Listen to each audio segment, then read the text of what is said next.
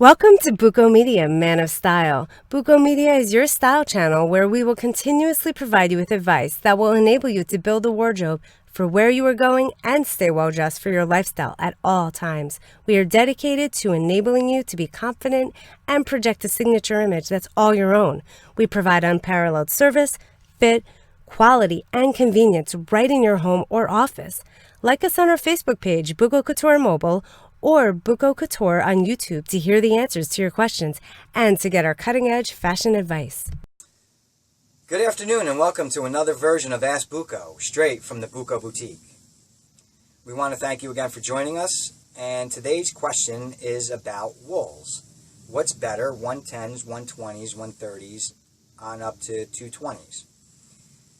That comes with a lot of different factors. Really, it's about where the wool comes from. So if it comes from Italy, England, Australia, or any other European country, it's really about the process that the wool goes through before it becomes an actual material to put together on a suit. And what I'm getting at is, keep in mind one thing. A Super 110 on up to a 150. So the higher you go up, the finer the fabric is. So it kind of has less density, but there's another factor involved, which is the way they put the wool together. So they can do it on a bias, they can do it in squares. So there's a lot of factors.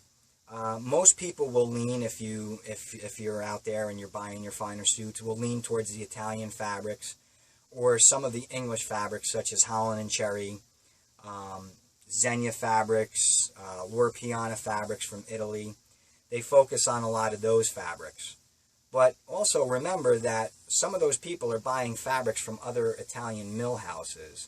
So you really can't say that a 110 is always better or less better than a 120, because that 110 can actually feel like that 120. So there is really a lot of things that go into the getting a product or a finished wool to a point where it's actually ready to be made into a suit. One thing you want to keep in mind, Italian wools, it's like brushing your hair. The looming process is really intense. So if you were to take a brush to your hair and just keep brushing it, you find that your hair gets smoother and smoother. That's one of the things that happens in the looming process. As well as water and atmosphere make a big difference in the wool, because it's like buying a slice of pizza. I'm from New Jersey, but it's like buying a slice of pizza from up in northern New Jersey and going down to South Jersey and getting a slice of pizza. Totally different, tastes totally different. That really does make a difference. The same thing as a wool. When you have blends such as wool cashmere silk, wool silk, they become very much luxurious wools, and the drape on them is a lot smoother than sometimes even some of your finer wools in your Super 180s and 150s. Another thing you want to keep in mind if you're buying a suit out there is your bounce back. And what I mean by that is, when you crumple up a suit and you hold it there for a few seconds and then you let it drop again, if you're to brush that back out, you'll find that your material lays like it was just pressed.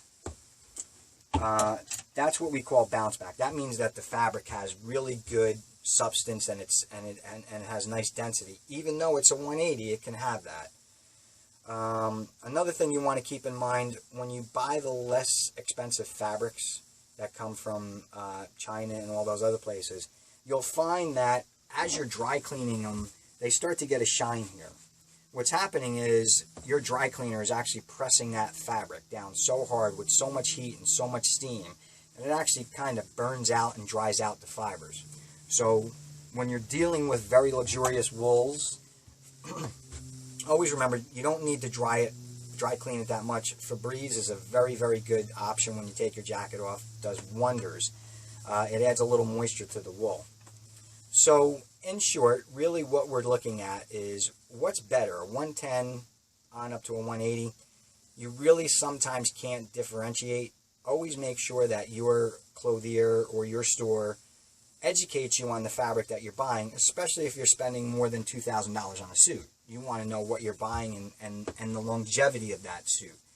And that's another reason why people go more towards the custom, and they'll deal with a professional clothier, so they do know what they're buying and what they're investing in, because it is a big investment in you, and it's your marketing piece. It's the best marketing piece out there. So if you have any questions, we look forward to hearing from you, and we look forward to seeing you at the next Ask Bucco. And don't forget to check us out at bucco.us. That's www.bucco.us. Check us out on Facebook. Get some really nice looks that we put together. And that's Facebook, Bucco Couture Mobile. We're also on Instagram, Pinterest, and Twitter at Bucco Couture. Thank you very much, and have a blessed day.